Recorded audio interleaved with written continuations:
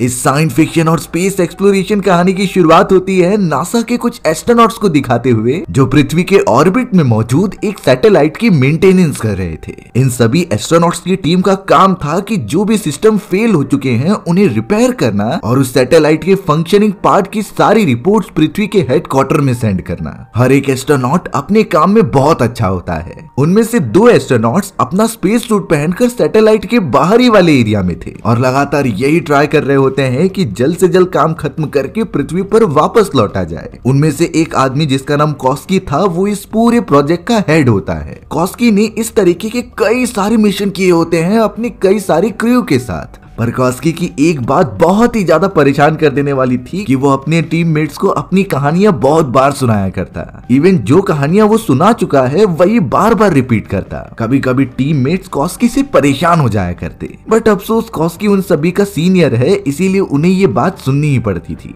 कॉस्की के साथ doctor stone नाम की एक और एस्ट्रोनॉट होती है जो कि सिस्टम की एनालिसिस में काफी ज्यादा माहिर थी। उन्हें भी यहाँ पर लाया गया होता है ताकि काम जल्दी हो जाए, बट यहाँ डॉक्टर स्टोन का पहली बार था कि वो अंतरिक्ष में आकर इस तरीके से सैटेलाइट की मेंटेनेंस करें। उन्हें तो सिंपली आदत थी कि पृथ्वी पर वो सैटेलाइट को अच्छी तरीके से रिपेयर करती थी और इसी वजह से उन्हें थोड़ी सी प्रॉब्लम हो रही होती है। बट डॉक्टर स्टोन काम करते समय अपनी फीलिंग कॉस्की के साथ भी शेयर करती है। कॉस्की ने पूछा कि तुम्हें कैसा लग रहा है। फिर डॉक्टर स्टोन ने ये बात कही कि स्पेस की एक बात अच्छी है कि यहाँ जरा सा भी शोर शराबा नहीं है। इस जगह पर इतनी शांति थी जो पृथ्वी पर कहीं नहीं मिल सकती। दरअसल ये इसलिए था क्योंकि अंतरिक्ष में कोई भी साउंड वेव्स ट्रेवल नहीं करती। जिस तरीके से पृथ्वी पर एक मीडियम है जिससे कि हमारे साउंड वेव्स ट्रेवल करते हैं, उसी तरीके से अंतरिक्ष में वैक्यूम होता है जिसमें साउंड ट्रेवल ही नहीं कर सकता। इसीलिए अंतरिक्ष में किसी भी टाइप का शोरगुल मचाया जाए वहां पर फर्क नहीं पड़ने वाला। कॉस्की भी डॉक्टर स्टोन की इस एक्सपीरियंस से बहुत ही ज्यादा खुश हो गए थे। उन्हें सिर्फ ये कंफर्म करना था कि डॉक्टर स्टोन उनके साथ एंजॉय कर रही हैं कि नहीं। अब यहाँ सैटेलाइट के बहुत मेन लेवल के काम तो खत्म हो चुके थे, सिर्फ छोटे छोटे सिस्टम की मेंटेनेंस करनी थी। जल्द से जल्द उन्हें खत्म करके वापस अपने स्पेसशिप में लौटना है और सैटेलाइट को ऑटोमेटिक मोड पर डालकर वापस चले जाना है पृथ्वी की तरफ। लेकिन तभी अचानक उन दोनों को नासा के हेडक्वार्टर से एक मैसेज आता है। वो एक ऑडियो मैसेज था जो कह रहे होते हैं कि तुम दोनों जल्द से जल्द अपना सारा काम बंद करके वापस अपने स्पेसशिप में बैठकर पृथ्वी की तरफ रवाना हो जाओ, क्योंकि रशिया ने अपना एक इम्पोर्टेंट सैटेलाइट रॉकेट की मदद से डिस्ट्रॉय कर दिया है और वो सैटेलाइट डिस्ट्रॉय होने के बाद उसका मलबा आगे की तरफ बढ़ते आ रहा है। सैटेलाइट की इस मलबे ने कई और सैटेलाइट को भी नुकसान पहुंचाया है जिसके मलबे और ज्यादा बढ़ गए। पर यहाँ बात निकल कर आती है कि रशिया ने अपना सैटेलाइट क्यों डिस्ट्रॉय किया, क्योंकि रशिया वाले बहुत ही ज्यादा सीक्रेट मिशन कर रहे थे और काम खत्म होने के बाद वो नहीं चाहते कि उनके सैटेलाइट की जानकारी किसी और नेशन के पास पहुंचे।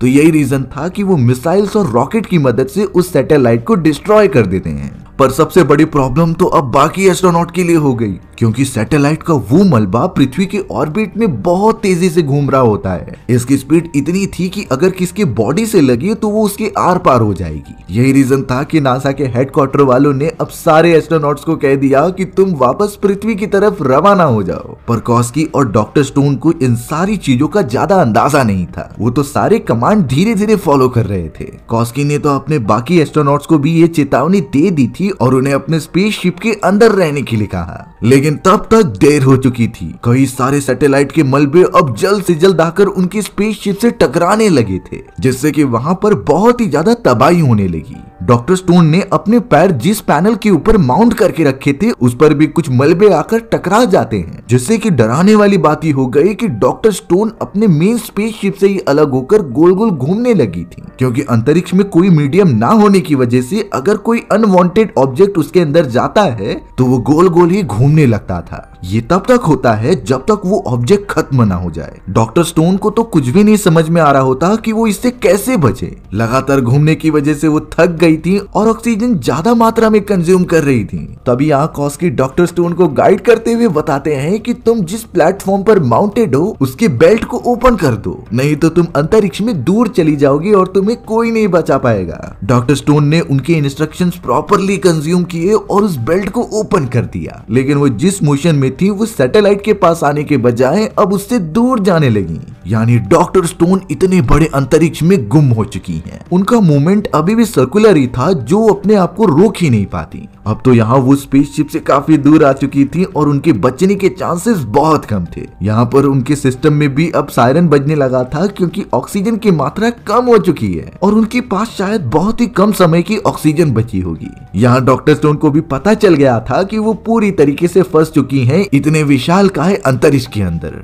ऐसा कोई सपने में भी नहीं सोच सकता है कि कोई एस्ट्रोनॉट अंतरिक्ष में फंस जाए तो उसे बचाने के लिए क्या किया जाएगा। ये पूरा एक्सपीरियंस तो हेल में जाने से भी बदतर हो सकता है क्योंकि एस्ट्रोनॉट्स को तब तक अपने मरने का वेट करना होगा जब तक उसकी ऑक्सीजन ना खत्म हो जाए और किसी अन्य रीजन से बहुत बुरी तरीके से उसकी मौत ना हो जाए। अब तो यहाँ डॉक्टर स्टोन को अपनी स्पेसशिप की डायरेक्शन भी नहीं दिखाई दे रही होती क्योंकि वो काफी दूर आ चुकी हैं। डॉक्टर स्टोन तो यहाँ सारी होप हार चुकी थी, लेकिन तभी कॉस्की का उन्हें सिग्नल मिलने लगा था। कॉस्की तो डॉक्टर स्टोन से उसकी लोकेशन पूछ रहे होते हैं क्योंकि वो उसकी मदद करने के लिए पास आ रहे थे। डॉक्टर स्टोन ने कोऑर्डिनेट्स तो बता दिए थे लेकिन फिर भी कॉस्की नहीं ढूंढ पा रहा था। तब जाकर कॉस्की कहने लगा कि तुम अपने स्पेस सूट की लाइट्स ऑन करो, जिससे कि कॉस्की ऑटोमेटिकली डिटेक्ट कर सकता है कि डॉक्टर स्टोन कहां पर मौजूद है। डॉक्टर स्टोन ने कॉस्की को यह भी बता दिया कि उसकी ऑक्सीजन 10% ही बची हुई है और अगर थोड़े समय बाद उसे ऑक्सीजन नहीं मिली तो वो मारी जाएगी। अगले ही मोमेंट में कॉस्की अचानक डॉक्टर स्टोन को पकड़ लेता है, यानी कि उन्होंने डॉक्टर स्टोन को ढूंढ निकाला था। बात ये होती है कि कॉस्की के सूट में एक ऐसा कंट्रोलर है जो कि पूरे अंतरिक्ष में कहीं भी रीडायरेक्ट किया जा सकता है। उन्हें तो इंटरनली बस कंट्रोलर को कमांड देना पड़ेगा जो वो एक स्पेसशिप की तरह काम कर सकता था। ये सारी चीजें डॉक्टर स्टोन के स्पेस सूट में नहीं होती, जिस वजह से वो आउट ऑफ कंट्रोल हो जा रही थी और लगातार घूमती जा रही थी।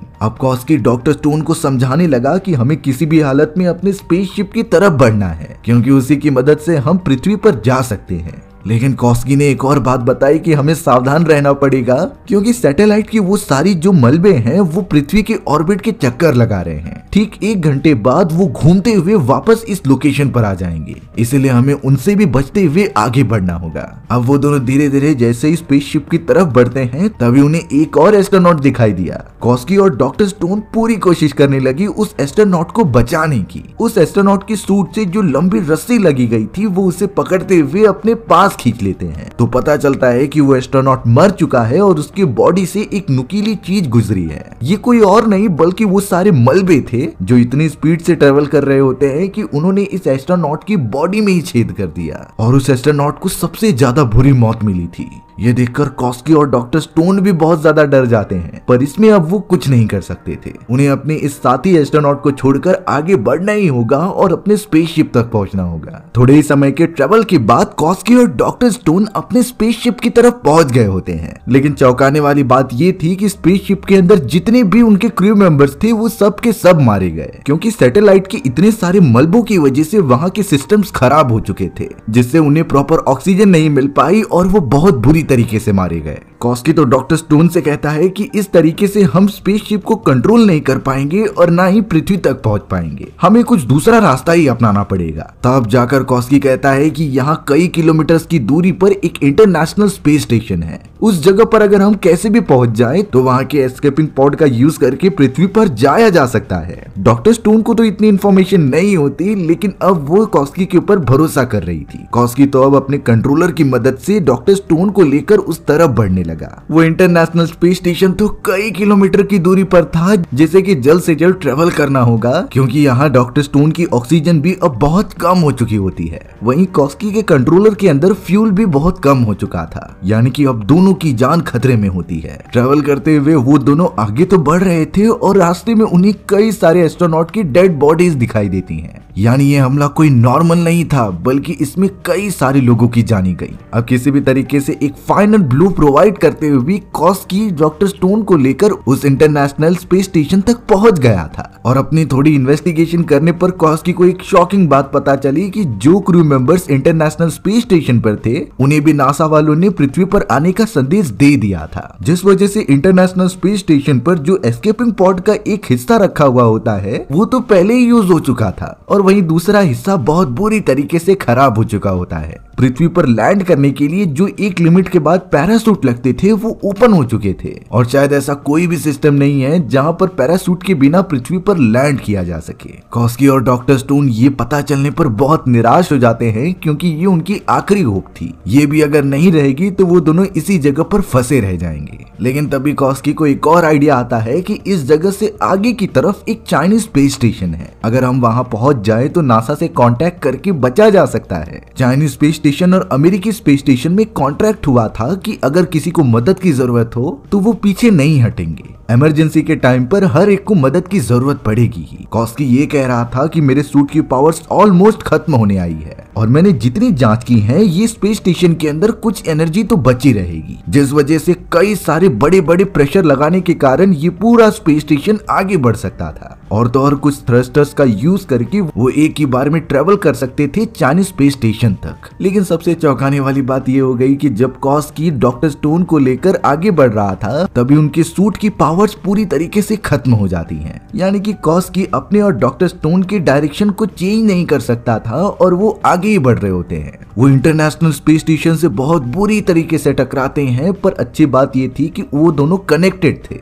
कॉस्की ने तो डॉक्टर स्टोन को ये कहा कि तुम्हारे हाथ में जो भी आए उसे पकड़ लो और इंटरनेशनल स्पेस स्टेशन से कनेक्टेड रहो, पर शायद उनका लक बहुत बेकार होता है। वो सोलर पैनल से टकराते हुए उनके बीच जो कनेक्शन था वो भी टूट गया होता है। दोनों एस्ट्रोनॉट और स्पेस स्टेशन से दूर जा रहे थे अंतरिक्ष की तरफ, पर यहाँ डॉक्टर स्टोन का पैर कई सारी रस्सियों के बीच में फंस गया था जिससे कि वो उससे बंधी रहती हैं और उन्होंने कॉस्की से भी जुड़ी हुई एक कनेक्शन को पकड़ लिया था। लेकिन अब वो दोनों एक छोटे से कनेक्शन के भरोसे बैठे हुए हैं और अगर वो नहीं होगा तो कॉस्की पूरा अंतरिक्ष में चला जाएगा। भले ही डॉक्टर स्टोन ने कॉस्की के कनेक्शन को पकड़ा होता है पर उसका पैर धीरे धीरे छूट रहा था। कॉस्की ये बात बहुत अच्छी तरीके से जानता है, इसीलिए उसने डॉक्टर स्टोन को कहा कि तुम मुझे छोड़ दो, नहीं तो हम दोनों ही अंतरिक्ष में चले जाएंगे और अंतरिक्ष में जाना मतलब खुद की मौत का इंतजार करना। डॉक्टर स्टोन चाहे कुछ भी हो जाए बोल रही थी कि मैं तुम्हें नहीं छोड़ूंगी, क्योंकि इसके बाद तो डॉक्टर स्टोन अकेली हो जाएंगी पूरे अंतरिक्ष के अंदर और उन्हें नहीं पता कि पृथ्वी तक कैसे पहुंचा जाए। बट कॉस्की चाहता था कि उसकी वजह से डॉक्टर स्टोन न मारी जाए और वो चाइनीज स्पेस स्टेशन तक पहुंचकर एकदम सेफली पृथ्वी पर लैंड हो। डॉक्टर स्टोन इसके लिए बहुत मना कर रही थी, लेकिन अंत में आकर कॉस्की ने अपना कनेक्शन खुद ही हटा दिया। कॉस्की तो डॉक्टर स्टोन से कहता है कि मैं चाहता हूँ तुम आखिरी तक जिंदा रहो और सही सलामत चाइनीज स्पेस स्टेशन तक पहुंचकर पृथ्वी पर जाओ। डॉक्टर स्टोन तो कहती है कि मैं एस्केपिंग पॉड लेकर तुम्हें बचाने आऊंगी, पर कॉस्की को पता था कि अब काफी देर हो चुकी है। एक बार अगर कोई अंतरिक्ष की गहराइयों में निकल गया तो उसकी मौत पक्की है। कॉस्की अब बहुत ज्यादा दूर चला गया था मेन स्पेस स्टेशन की तरफ से। वहीं डॉक्टर स्टोन उन रस्सियों की मदद से सीधा स्पेस स्टेशन के अंदर जाती है क्योंकि उन्हें सांस ही नहीं आ रही थी। डॉक्टर स्टोन अब बिना टाइम वेस्ट किए स्पेस स्टेशन के अंदर जाकर एयरलॉक सिस्टम को ऑन कर देती हैं, जिसके बाद ही अब उन्हें जाकर राहत मिल रही थी, नहीं तो उनकी भी जान चली जाती। पर अब उन्हें सच्चाई तो एक्सेप्ट करनी होगी कि वो पूरे इंटरनेशनल स्पेस स्टेशन पर अकेली एस्ट्रोनॉट है और उन्हें जरा भी आइडिया नहीं कि बचा कैसे जाए। थोड़ी देर बाद डॉक्टर स्टोन कम्युनिकेशन डिवाइसेस की मदद से कंट्रोल सेंटर से बात करने की कोशिश करती हैं, लेकिन दूसरी तरफ से कोई रिस्पॉन्स ही नहीं आ रहा था, जैसे वहां कोई मौजूद ही ना हो। शायद इतने सारे मलबों से टकराने के कारण उनका कम्युनिकेशन सिस्टम खराब हो चुका होता है। डॉक्टर स्टोन तो इंटरनेशनल स्पेस स्टेशन में मौजूद उस कैप्सूल को प्रिपेयर कर रही होती हैं क्योंकि उन्हें स्पेस स्टेशन से अलग करना ही होगा। बट अचानक कुछ शॉर्ट सर्किट के कारण उस पूरे इंटरनेशनल स्पेस स्टेशन में आग लग चुकी होती है और ये आग लगातार बढ़ती ही जा रही थी। स्टोन को बिल्कुल नहीं समझता कि वो क्या करे, इसीलिए वो फिलहाल के लिए अपने कैप्सूल में भागती है जिससे कि वो जल्द से जल्द मेन स्पेस स्टेशन से डिटैच कर लेती है। अगर ऐसा ना किया जाता तो वो आग कैप्सूल में भी लग जाती और वहां से बाहर निकलने का इकलौता वे भी खत्म हो जाता। डॉक्टर स्टोन थोड़ा सा खुश हो रही थी कि उनके पास अब कैप्सूल है, इसीलिए वो चाइनीज स्पेस स्टेशन तक पहुंच जाएंगी। बट जैसे ही वो मेन स्टेशन से थोड़ा दूर जाती हैं, तभी पता चला कि जो पैरासूट वहां मौजूद था वो पूरी तरीके से कैप्सूल और स्पेस स्टेशन के बीच में फंस गया है, जिससे कि वो कैप्सूल आगे ही नहीं बढ़ पा रहा था। यहाँ पर अब कैप्सूल सीधा स्पेस स्टेशन की तरफ बढ़ने लगा, यानी कि वो थोड़ी देर बाद उससे टकराकर पूरा डिस्ट्रॉय हो जाएगा। डॉक्टर स्टोन ये होने नहीं देना चाहती थी, इसीलिए वो अपनी पूरी कोशिश करती है कैप्सूल को कंट्रोल करने का, जो कि उसमें वो कामयाब भी हो गई थी। थोड़ी देर बाद डॉक्टर स्टोन स्पेस सूट पहनकर बाहर की तरफ चली गई थी उन सारे पैरासूट को अलग करने के लिए, पर धीरे धीरे उन्हें पता चला कि 1 घंटे पूरे होने आए हैं और वो सारा सैटेलाइट का मलबा ट्रेवल करते हुए वापस उनकी तरफ आ रहा है। ये चीजें अब और भी ज्यादा डरावनी लग रही थी, इसीलिए अपने कैप्सूल को अलग करने के बाद वो जल्द से जल्द अंदर चली जाती हैं। कैप्सूल का एयरलॉक सिस्टम ऑन करने पर वो उसके अंदर तो सुरक्षित थी। थोड़ी देर में ही वो सारा मलबा आगे की तरफ चला जाता है। तब जाकर डॉक्टर स्टोन कैप्सूल के सिस्टम को ऑन करके आगे बढ़ने की कोशिश करती हैं, बट पता नहीं क्यों उसके थ्रस्टर्स काम ही नहीं कर रहे थे। सिस्टम की जांच करने पर पता चला कि इसके अंदर तो फ्यूल ही बहुत कम है, जिससे कि वो आगे नहीं बढ़ सकती। इस बात से तो डॉक्टर स्टोन का दिमाग चकराने लगा था। वो कमांड सेंटर से कांटेक्ट करने की पूरी कोशिश करती हैं और एक बार कनेक्शन हो भी गया था, पर बात करने पर पता चला कि ये कमांड सेंटर नहीं बल्कि किसी रैंडम आदमी से कनेक्शन हो चुका है, जो आखिर में उसकी कोई मदद नहीं कर सकता। डॉक्टर स्टोन तो एकदम से होपलेस हो गई थी कि वो इस सिचुएशन में क्या करे और किस तरीके से चाइनीज स्पेस स्टेशन तक पहुंचे।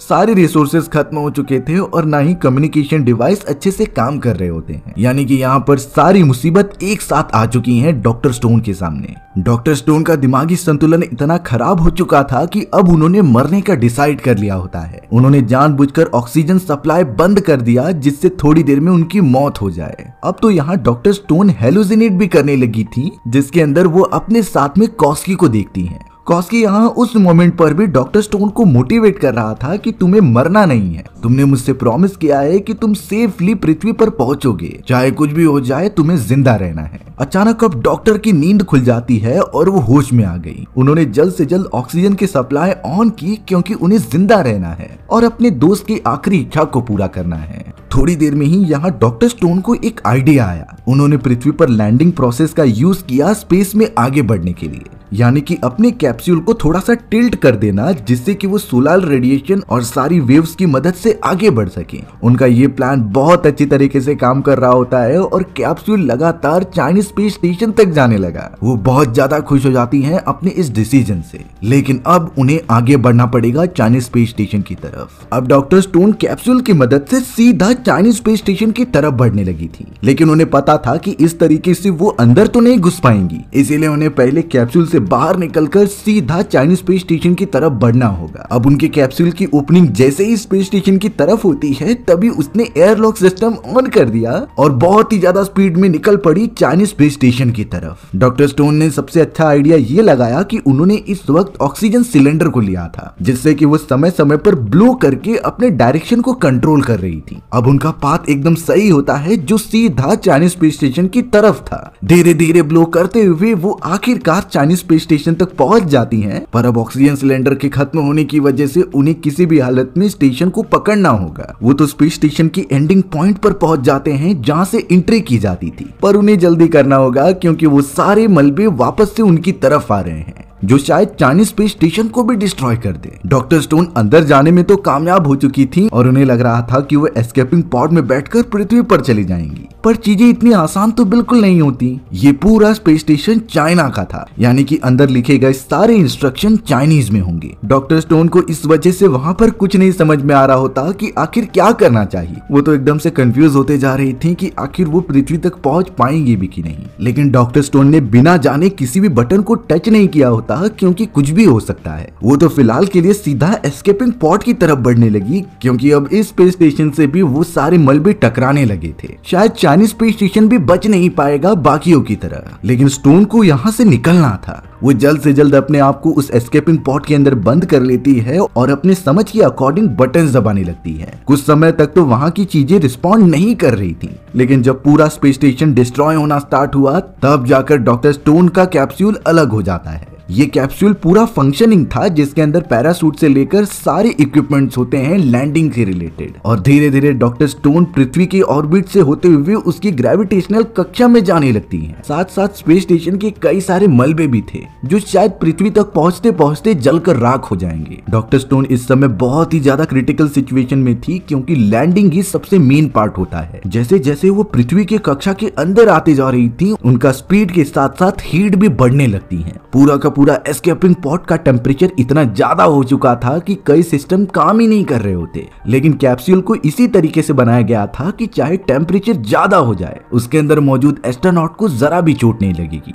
डॉक्टर स्टोन अपने मन के अंदर एक ही भावना लेकर चल रही थी कि उसे मरना नहीं है, किसी भी हालत में अपने दोस्त की आखिरी ख्वाहिश पूरी करते हुए पृथ्वी तक पहुंचना है। उन्होंने अपनी आंखें ही बंद कर ली थी, जिससे कि थोड़ी देर बाद हमें पता चला कि उनका एस्केपिंग पॉड पृथ्वी तक अच्छी तरीके से पहुंच चुका है और एक समुद्र में जाकर गिर जाता है। डॉक्टर स्टोन एस्केपिंग पॉड का दरवाजा ओपन करके बाहर निकलने की कोशिश करती है, लेकिन एस्केपिंग पॉड का वेट बहुत ज्यादा था तो वो पानी के अंदर डूबने लगा। स्टोन किसी भी हालत में उसका मेन डोर ओपन करके बाहर निकलती तो है, लेकिन उन्होंने जो सूट पहना था वो भी वेटेड होता है। जल्द से जल्द अब डॉक्टर स्टोन पानी में डूबने लगी, पर सही समय पर ये डिसीजन लेने के कारण वो सूट निकाल लेती हैं और ऊपर की तरफ चली जाती हैं। डॉक्टर स्टोन ने इतने समय बाद पृथ्वी के नेचर को देखा होता है जो वो कभी नहीं भूल पाएंगी। उन्हें तो एक समय पर लगा भी नहीं था कि वो बच भी पाएंगी कि नहीं, बट अब जाकर उन्हें एहसास होता है कि भले ही अंतरिक्ष कितना भी बड़ा और कितना विशालकाय हो, लेकिन अगर थोड़ी सी भी गलती हो जाएगी तो वो हेल से कम नहीं हो सकता। वहां पर हम इंसान एक तिनके के बराबर हैं। डॉक्टर स्टोन के लैंड होने का कमांड सेंटर पर भी पता चल चुका होता है, जिससे कि वो अब जल्द से जल्द अपनी रेस्क्यू टीम भेज रहे थे उन्हें रेस्क्यू करने के लिए। स्टोन तो थोड़ी देर के लिए बाहर निकलकर पृथ्वी के नेचर को देखने लगी और एहसास करती है कि चाहे कुछ भी हो जाए हमारी पृथ्वी सबसे बेस्ट है और शायद in future doctor stone space mission ना भी करें, क्योंकि उन्हें आखिरकार अंतरिक्ष के डरावने सच के बारे में पता चल चुका होता है। वो इसी तरीके से कई देर तक बैठी रह गई और हमारी ये कहानी यहीं खत्म हो जाती है। सो व्यूअर्स, आपको स्टोरी कैसी लगी कमेंट सेक्शन में बताना भूलना मत, और अगर आपको मेरा एक्सप्लेनेशन 1% भी अच्छा लगा होगा ना तो वीडियो को लाइक एंड चैनल को सब्सक्राइब जरूर कर देना। मिलते हैं इसी तरीके की मजेदार वीडियोस में, तब तक के लिए बाय बाय।